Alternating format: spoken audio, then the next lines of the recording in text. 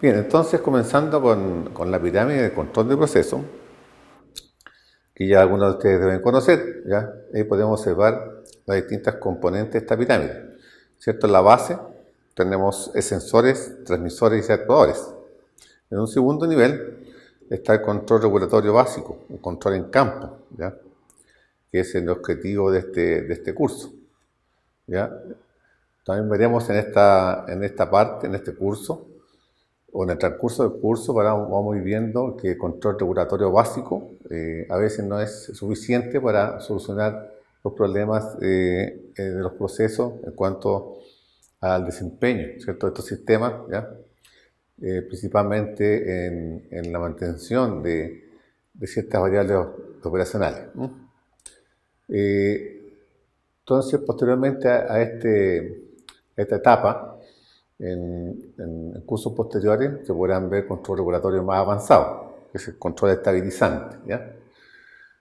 Para solucionar algunos problemas que se presentan en los procesos, principalmente mineros, los cuales, ¿cierto?, no son solucionables a través del control regulatorio básico.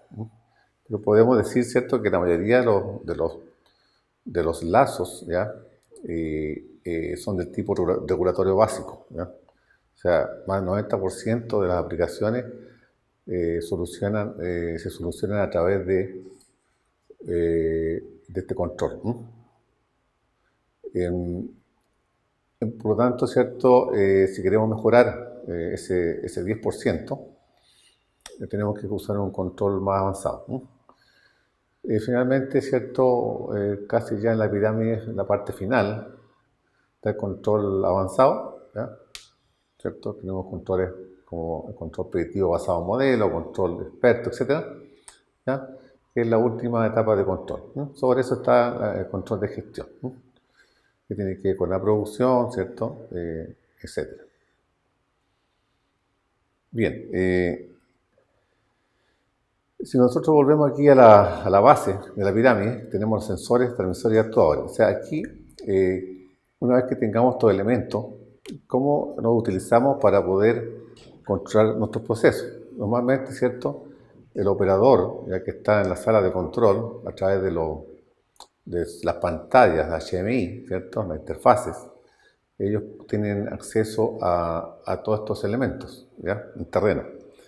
Y pueden manualmente ajustar, ¿cierto?, las variables manipuladas, ¿ya?, de los actuadores, por ejemplo, válvulas, ¿ya?, variadores de frecuencia, aquellos que entregan la energía hacia el proceso.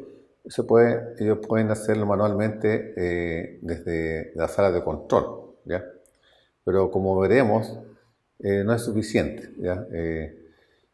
Porque estos sistemas serían en lazo abierto. O sea, el operador fija una variable manipulada, por ejemplo, un flujo, ¿ya?, o una corriente, es un horno, por ejemplo, y veremos que estas variables manipuladas sufren alteraciones, ¿ya?, por algunas situaciones externas, ¿ya?, al proceso, que hacen que la planta, ¿ya?, o aquellas variables que yo quiero mantener en ciertos valores, se desvíen de sus puntos de operación. Entonces ahí surge la necesidad de control regulatorio, ¿ya? Entonces para ello vamos a ilustrar a través de algunos ejemplos la necesidad de controlar, porque es importante el control.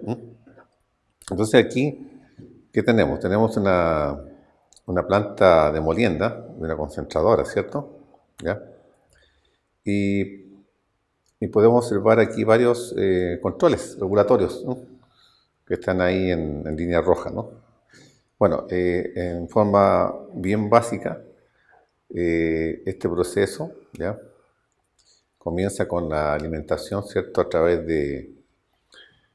de una correa transportadora del mineral que viene, ¿cierto?, de stockpile, almacenamiento, ¿cierto?, de producto del chancado, ¿no? Entonces alimentamos aquí el molino, ¿ya?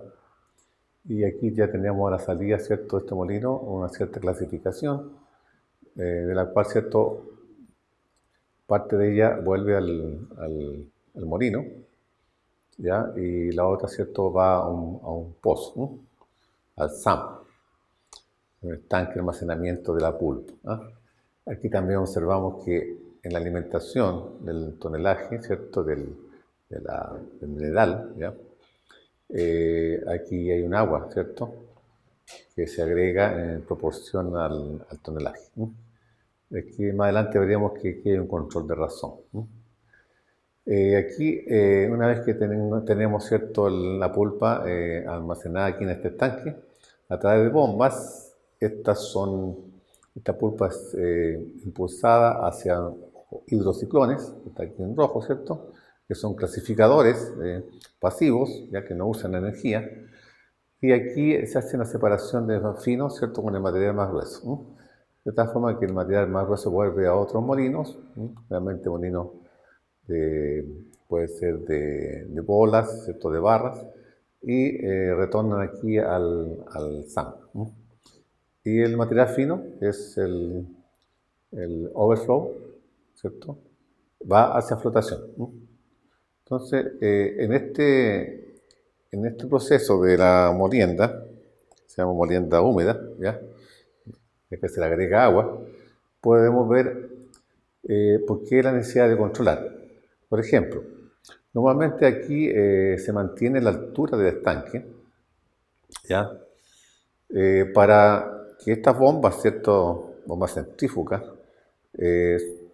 estén sometidos siempre a una presión de entrada constante, ¿ya? De esa forma ellos trabajan mejor, ¿ya? Entonces, y esa presión, como depende de la altura, entonces la idea es mantener esa altura ya constante. Y entonces, ¿qué haría un operador? Por ejemplo, aquí hay un lazo, ¿cierto?, ¿ya? Aquí en la parte inferior hay un lazo donde se mide el nivel, ¿cierto? Aquí podemos observar que hay un transmisor de flujo, ¿cierto?, aquí abajo, recordando, ¿cierto?, que esta es la simbología de instrumentación, ¿ya? Donde, ¿cierto?, esta redondelita significa que está en el campo, que está en el terreno, y un transmisor de nivel, ¿no? Y acá tenemos un controlador, un LIC, ¿no?, un controlador indicador de nivel, ¿ya?, donde se le aplica un set point, ¿cierto?, de la forma de mantener este nivel constante. Y a través entonces de las bombas uno podría controlar, ¿cierto?, este nivel, ¿ya? En caso que, por ejemplo, este nivel aumente mucho, entonces, bueno, las bombas tendrán que aumentar su velocidad, ¿ya?, para intentar mantener, ¿cierto?, este nivel constante. Lo mismo en el caso de la densidad, ¿cierto? Aquí la idea es que en la pulpa que va hacia los hidrociclones ya se mantenga una cierta densidad de la pulpa, ¿no? Entonces, si ustedes observan acá, lo normal, ¿cierto?, que hay un transmisor de densidad, por supuesto que hay un sensor previamente, ¿no?, y un sensor y el transmisor de densidad, y un controlador, indicador de densidad.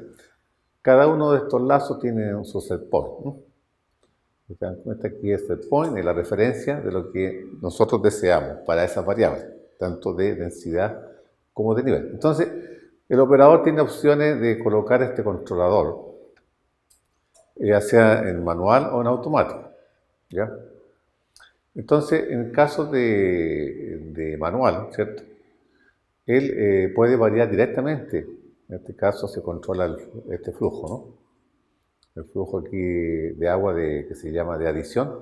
Con ese flujo yo controlo la densidad, ¿ya? Es una de las estrategias, ¿no?, que se usa acá en este tipo de planta.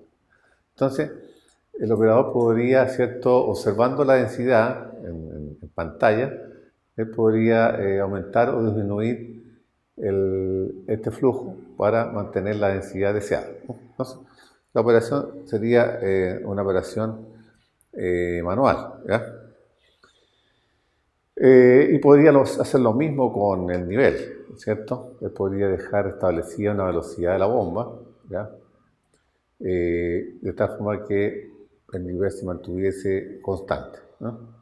Bueno, esto que está acá, si se hace de esa forma, manualmente, ¿ya? En control manual, o sea, controlado por el operador, uno podría pensar que eso estaría solucionando el problema. Más, no es así, ¿ya? Suceden algunas perturbaciones, así se llaman, ¿cierto?, en el sistema, disturbios también se llaman, a cuales provocan que las variables controladas se sacan de su punto de operación. Por ejemplo, eh, una vez que este flujo está entrando a este estanque, a este SAM, ¿ya? Está fijado, ¿cierto?, en un valor, ¿ya? Por lo tanto, una abertura de la válvula, ¿ya? Se fijó a través del operador. Ese flujo no se mantiene constante. ¿Por qué? Porque esta alimentación viene de algún otro lado, ¿cierto? Que puede ser de no estanque, de almacenamiento, ¿ya? De alguna parte viene y esa fuente no es una fuente constante. Esa fuente tiene otros consumos, ¿ya? Es como una red eléctrica, ¿cierto? Donde todos se están colgando para poder alimentar sus cargas. Y eso hace que las presiones, ¿cierto? Al interior de estas tuberías, ¿cierto? El cambio de esas presiones producen variaciones en los flujos. Entonces, ¿qué va a ocurrir? De que ese flujo que está entrando al SAM no se va a mantener constante. Por lo tanto, significa que la densidad va a cambiar. Entonces, si el operador está observando esto y ve que la densidad aumenta, entonces va a tratar de ajustar cierto flujo, ¿ya?, manualmente para recuperar la densidad que se requiere. Lo mismo en el caso del nivel del estanque, ¿ya? Este cambio en el flujo de alimentación para controlar la densidad me va a producir también cambios de nivel. Entonces, significa que el operador tendría que estar ajustando la velocidad de la bomba para mantener el nivel. Entonces, surge la necesidad de controlar, ¿ya?, automáticamente, ¿cierto? Porque, bueno, el operador tiene que estar preocupado del proceso global, ¿cierto? Y para él, ¿cierto?, es importante y es fundamental no tener que estar cambiando estas variables manipuladas, ¿cierto? Entonces, lo ideal es cerrar un lazo. Entonces, él lo puede pasar automático. Simplemente él fija un set point, ¿ya? Y automáticamente el sistema va a ajustar, ¿cierto?, el agua, ¿cierto?, esta agua que se llama de dilución hacia este estanque y se va a controlar, ¿cierto?, en forma autónoma, ¿no? Lo mismo en el caso del nivel, ¿ya? Entonces, es por ello que se requiere controlar, ¿no?, ya sea manualmente o automáticamente, ¿ya?